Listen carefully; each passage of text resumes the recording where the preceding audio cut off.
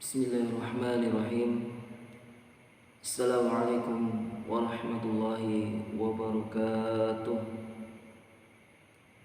Innal hamdalillah nahmaduhu wa nasta'inuhu wa nastaghfiruh wa na'udzu billahi min shururi anfusina wa min sayyiati a'malina. May yahdihillahu fala mudilla lahu wa may yudlil fala hadiya lahu. أشهد أن لا إله إلا الله وحده لا شريك له وأشهد أن محمدا عبده ورسوله. اللهم صل على محمد وعلى آله وصحبه أجمعين. أما بعد. Adik-adikku soleh dan solehah, alhamdulillah kita ketemu lagi dalam pembelajaran tauhid, ya, pertemuan pelajaran yang ke-6, yaitu tentang masalah berhukum selain hukum yang diturunkan oleh Allah Ta'ala. Alhamdulillah, sebelum saya mulai, ya, adik semuanya, ya, jangan lupa dibuka kitabnya, ya. Buka kitabnya di bagian pelajaran ke-6, yaitu berhukum dengan selain hukum Allah. Kita baca, ya, yaitu kita telah mengetahui dalam pelajaran yang lalu yang sudah disampaikan oleh Ustaz Tata, ya, tentang masalah tauhid terbesar yang selalu berupaya untuk memalingkan manusia untuk beribadah kepada Allah.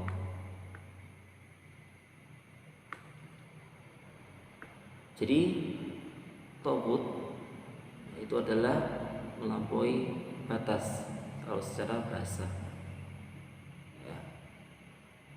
Tapi Syekh Muhammad At-Tamimi rahimahullah ta'ala menjelaskan bahwa tauhid itu ada banyak. Tauhid itu ada banyak. Bisa contohnya seperti tauhid yang paling besar ada 5, ya, dikatakan oleh Syekh Muhammad At-Tamimi, yaitu adalah iblis, semoga Allah melaknatnya. Itu tauhid. Siapa saja yang dijadikan. Yang kedua adalah siapa saja yang dijadikan sembahan selain Allah, dan dia ridho barang siapa yang mengajak manusia untuk menyembah darinya. Ya, beberapa itu barang siapa yang mengetahui tentang hal yang gaib, itu juga termasuk.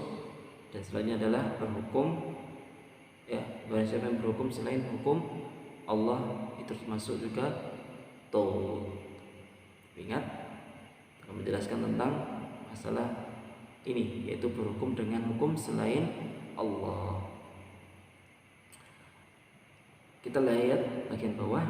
Berkata Syekh Muhammad bin Abdul Wahhab rahimahullah ta'ala dalam matanya Thalathatul Usul, ya, yaitu Al-Hakimu Al-Mughayyaru, ya, Al-Hakimu Al-Mughayyaru Al-Ahkamillahi Ta'ala. Itu tentang penguasa atau hukum yang mengubah hukum-hukum Allah. Dalilnya di surat An-Nisa ayat ke-60, ya, An-Nisa ayat 60, yaitu ini adalah Alam tara ilal ladina yaz'umuna annahum amanu bima unzila ilaika wa ma unzila min qablika yuriduna ay yatahakamu ila taghuti wa qad umiru an yakfuru bihi wa yuridu syaitanu ayyudillahum dhalalan ba'ida. Itu ayatnya. Jadi artinya adalah, apakah kamu tidak memperhatikan orang-orang yang mengaku dirinya yang telah beriman kepada apa yang diturunkan kepadamu dan kepada yang diturunkan sebelum kamu? Mereka hendak berhakim kepada tauhid, padahal mereka telah diperintah mengingkari tauhid itu. Dan syaitan termasuk menyesatkan mereka dengan penyesatan sejauh-jauhnya. Maksud ayat ini, ya adik-adikku yang soleh dan solehah, perhatikan ya masalah ini. Ya, Ustaz akan mengambil beberapa tafsir dari sebagian ulama. Ustaz ambil dari tafsir As-Sa'di yang dikarang oleh Syekh Abdurrahman bin Nasir As-Sa'di. Ya, di sini kan dari kata yaz'umuna, alam tara ila ladina yaz'umuna, ya. Alam tara ila ladina yaz'umuna. Jadi apa kamu tidak memperhatikan orang-orang yang mengaku dirinya beriman? Yaz'umunya itu artinya apa? Di sini dijelaskan dalam tafsirnya, itu mereka itu al-kadzabun, itu berdusta. Dusta, ya, mereka itu berkata dusta. Kenapa? Bima unzila ilaika, ya, dengan apa? Yaitu dengan Al-Quran dan yang diturunkan sebelumnya, yang sebelum dirimu, apa? Taurat. Terus selanjutnya yaitu At-Taghut. Ya, di sini dalam menjelaskan tafsir ini adalah setiap yang disembah selain Allah. Ya, Taghut di sini dalam ayat ini adalah setiap yang disembah selain Allah. Jadi dia rela disembah. Maksud di sini adalah, maksud dalam ayat ini adalah siapa? Ka'ab bin Al-Ashraf. Dia adalah seorang Yahudi dan termasuk seorang penyihir dari Arab. Seorang dukun, termasuk dukun.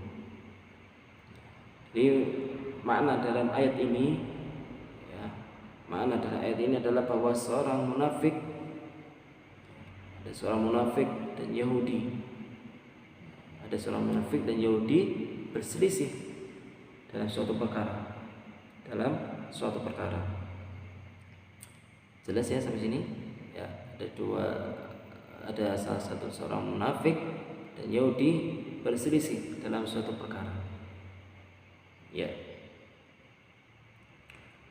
Berkata si Yahudi tersebut, kita bawa gugatan ini, perkara ini kepada Nabi Muhammad SAW. Dia akan menghukumi dengan adil dan tidak akan mengambil suap. Ya. Berkata si munafik tersebut, kita ajukan gugatan ke Ka'ab bin Al-Ashraf saja, Al-Yahudi. Maka setelah itu mereka pun mengajukan pengaduan kasus tersebut di hadapan Rasulullah SAW. Rasulullah SAW ya memutuskan untuk si Yahudi, ya, Rasulullah memutuskan untuk si Yahudi ini dan turun ayat ini, memutuskan untuk si Yahudi dan turun ayat ini, yaitu ayat apa? Alam tara ilal ladzina yaz'umuna annahum amanu bima unzila ilaika. Ya, apakah kamu tidak mengetahui orang-orang yang mereka menyangka diri mereka telah beriman dengan apa yang diturunkan kepadamu? Maksud ayat ini adalah si munafik. Wa ma unzila min qablika, dan melihat orang-orang yang beriman dengan apa yang telah diturunkan sebelumnya. Apa tadi? Maksud sini adalah si Yahudi. Ya, sudah sampai sini. Ustaz ulangi lagi. Ya. Jadi ada dua orang Yahudi, munafik dan si Yahudi. Dia datang kepada Rasulullah SAW untuk mengadukan suatu perkara. Ya. Maka Rasulullah SAW memutuskan untuk si Yahudi itu dengan turunnya ayat ini. Alam tara ilal ladzina yas'umuna annahum amanu bima unzila ilaiki. Ya, apakah kamu tidak mengetahui orang-orang yang mereka menyangka diri mereka telah beriman dengan apa yang diturunkan kepadamu? Maksud ini adalah untuk ditujukan si munafik. Wa ma unzila min qablika, dan melihat orang-orang yang beriman ya dengan apa yang telah diturunkan sebelumnya. Maksudnya di sini adalah si Yahudi. Insyaallah paham ya. Kalimat ini adalah kalimat tanya. Kalimat tanya ini adalah bentuk ungkapan rasa heran. Apakah sikap mereka berdua tidak berhenti kepada ilmu Muhammad? Ya. Jadi dilanjutkan ayatnya lagi, yuriduna ayyatahakamu ila taghut. Mereka ingin berhukum kepada taghut. Siapa yang maksudnya di sini tadi? Ka'ab bin al-Asraf, seorang dukun yang mana yang ada di Arab. Sementara Allah memerintahkan untuk mengingkarinya. Dilanjutkan ayat selanjutnya, ayat penggalang lafaz selanjutnya. Wa yuridu syaitan yudillahum dhalalan ba'ida. Dan setan ingin menyesatkan mereka dengan sesat sejauhnya. Tatkala mereka tergoda untuk mengadukan kasus ini terhadap dukun Ka'ab bin Ashraf, ya, dukun yaitu siapa? Ka'ab bin Ashraf. Jadi intinya dalam ayat ini menjelaskan haramnya kita berhukum kepada selain Al-Quran dan As-Sunnah Rasulullah jika kalau ada yang berilmu dengan Al-Quran dan Sunnah. Wajibnya mengingkari kepada taghut seperti apapun wujudnya. Ya. Selanjutnya setelah menjelaskan sedikit tentang masalah berhukum selain hukum Allah, atau maksudnya ya Ustaz, ya, hukum yang diterapkan di syariat ada beberapa macam. Ya, yang pertama adalah al-hukmu hudud. Ya, hukum hudud. Apa itu maksudnya? Ya, hukum yang tidak bisa diubah lagi. Contohnya seperti tatkala seorang dibunuh, maka ada orang yang membunuh, maka hukumannya adalah dia dibunuh. Seorang mencuri, maka hukumannya adalah potong tangan. Seorang berzina, kalau belum menikah maka dicambuk. Kalau sudah menikah maka dilempari batu. Terus seorang minum khamr maka dicambuk 80 kali. Hukum ini memang tidak bisa diubah. Ada nas, ada di dalam Al-Quran. Ya, itu. Selanjutnya, perhatikan, fokus ya. Yang kedua adalah takzir. Itu hukum yang diberikan pemerintah, yang mana pemerintah itu dia itu menentukan kadarnya, takdirnya agar memberi efek jerah. Jadi hukum yang diberi pemerintah, yang dia menentukan takdirnya atau kadarnya agar memberi efek jerah. Contohnya di masa pandemi ini ya, ada seorang yang menimbun masker, di mana orang perlu masker. Si penimbun ini disita semua maskernya. Ya, disita oleh pemerintah semua maskernya. Karena ada hukum yang ada undang-undangnya, maka dia itu dipenjara dan selama 10 tahun mungkin atau 6 tahun, ya bisa penjara 6 tahun contohnya. Ya. Itu pemerintah berhak ya, untuk mengambil masker tersebut dalam kondisi seorang butuh masker. Ya, itu gak masalah. Jangan berkata pemerintah itu pakai hukum sendiri, jangan ya. Jadi yang dilakukan pemerintah itu sudah termasuk ya sudah hukum Allah, sudah ditentukan ketentuan memberi hak pemerintah dalam ketentuan syariat tersebut.